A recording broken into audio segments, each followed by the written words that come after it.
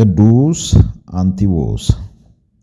አድማጭ ተመልካቾቻችን እንደምን ከርማችኋል? ያያሉ የእግዚአብሔር አምላካችን ስሙ የተመሰገነ ይሁን። ዛሬ እንግዲህ እንደተለመደው በአንድ ርዕስ ጉዳይ ላይ ስለ አንድ ታሪክ ምነግራችሁ ይሆናል። ይኸውም ስለ ቅዱስ አንቲዎስ፣ ስለ የሐዋርያው የቅዱስ ዮሐንስ ደቀ መዝሙር ስለሆነው ስለ ቅዱስ አንቲዎስ፣ በኋላም በጋን ውስጥ ተጥሎ ስለሞተው ስለዚህ ታላቅ ሰው የምነግራችሁ ይሆናል ማለት ነው።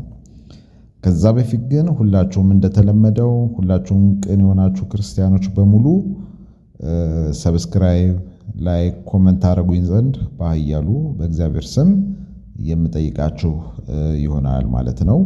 እንግዲህ ይህ ታሪክ የሚገኘው በዛሬዋ ዕለት በሚያዝያ 16 በቤተ ክርስቲያናችን መጽሐፍ በሆነው በቅዱሱ በስንክሳሩ መጽሐፍ ውስጥ የሚታሰብ ቅዱስ አባት ነው ማለት ነው። እንግዲህ ታሪኩን አነብላችኋለሁ።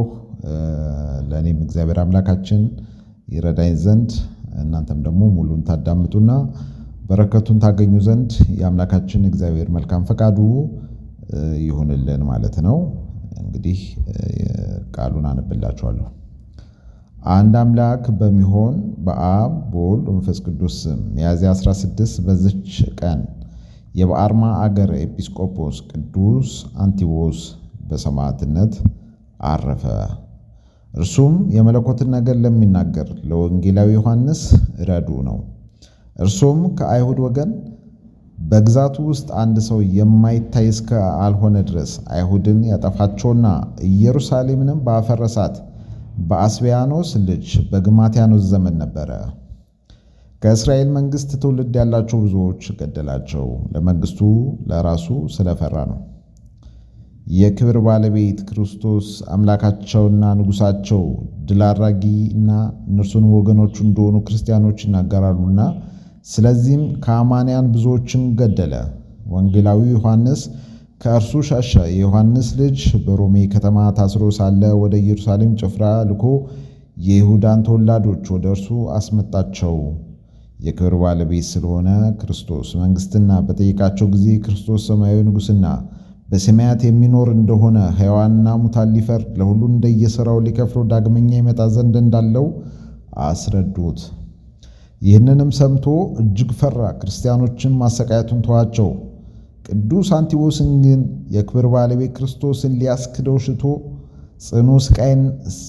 ጽኑ ስቃይን አሰቃየው። እርሱም በስቃዩ ውስጥ በመታመን ጸና። ከዚህ በኋላም ከናስ በተዘጋጀ በላመ ፈጅ ጋን ውስጥ አድርገው ከበታቹ እሳትን አነደዱ። እርሱም በውስጧ ሆኖ ስለከበረ ስሙ ምስክርነት ሊሆን ያለውን የእግዚአብሔርን ፈጽሞ ያከብርና ያመሰግን ዘንድ ነበረ። ከዚህ በኋላ ስሙን ለሚጠሩ መታሰቢያውን ለሚያደርጉ ከነፍስ ከሥጋ ደዌ ሁሉ ይፈውሳቸው ዘንድ ከእግዚአብሔር ፈለገ።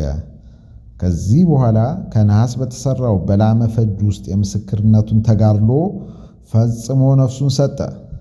በድኑንም ሲጥሉት ምዕመናን አንስተው በታላቅ ክብር ፈጽሞ እያመሰገኑ ወስደው በቤተ ክርስቲያን ውስጥ አኖሩት።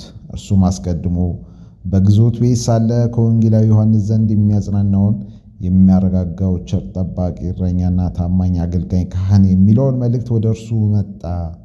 እንዲህም ብሎ ሁለተኛ ነገረው። በሰማዕትነት እንደሚሞት አንተ ከከበሩ ሐዋርያት ከሰማዕታት ጋር ትቆጠራለህ።